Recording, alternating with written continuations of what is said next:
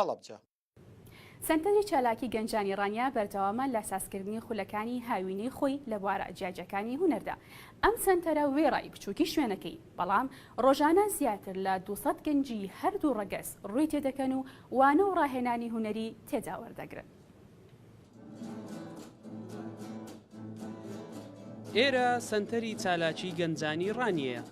سەرباری بچووکی شوێنەکەی ڕۆژانە زیاتر لە 200 گەنج بۆ بەشداریکردن لە خولە جۆرا و جۆرە هونەریەکان بە شێوەی ئەکادیمی ڕووی تێدەکەن و لە ڕێگەی مامۆستای بە ئەزمون و بەتواناوە بە شێوەی تیۆری و پراکتیکی بە فۆرمە هونەریەکان ئاشنا دەکرێن.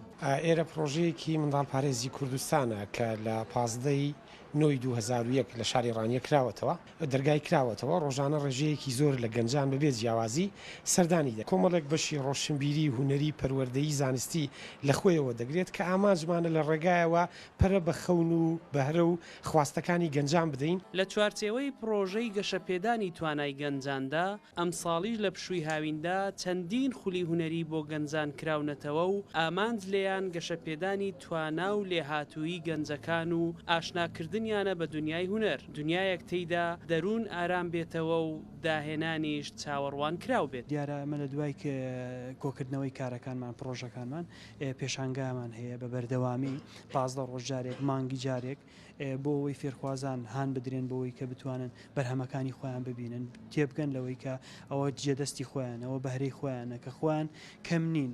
فێرخوازان لێرە هەر بە تەنها بەشداری خولەکان ناکەن بۆ کات بەسەربردن، بەڵکو لە کۆتایی هەر خولێکدا فێرخوازانی موزیک ئاهەنگی کۆتایی خول دەجێڕن و شێوەکارانیش بە پێشانگایەک بینەران بە کەڤاڵ و تابلۆ هونەریەکانیان ئاشنا دەکەن. هاتم بە خولی گیتار بۆ فێربوونی ژەنینی گیتار. گیتار هێمنکەرەوەی دڵی دەرونی خەڵکە، هەروەها دەبێتە هۆکارێک بۆ ژیانێکی ئارام و پڕ لە خۆشەویستی. بەڕای من ئەو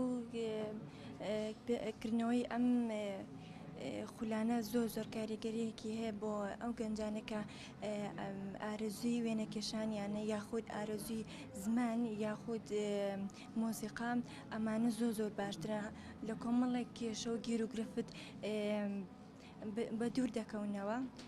لە بەرامبەر بەشداریکردن لە هەر خولێکدا تەنها 10,000 دینار لە فێرخواز وەردەگیرێت و هەموو پێداویستیەکانی ماوەی خولەکەی بە بێ بەرامبەر بۆ دابین دەکرێت. بەشێکی فێرخوازان ئەوانن کە دەرچووی پۆلی نۆی بنەڕەتین و هاتوون خۆیان تیار و ئامادە بکەن بۆ پڕکردنەوەی فۆرمی پەیمانگای هونەرە جوانەکان و خوێندن لە بەشەکانی هونەر و جێی خۆشحاڵیشە کە دەبینی ڕێژەیەکی زۆری کچان لە خولەکاندا بەشدارن.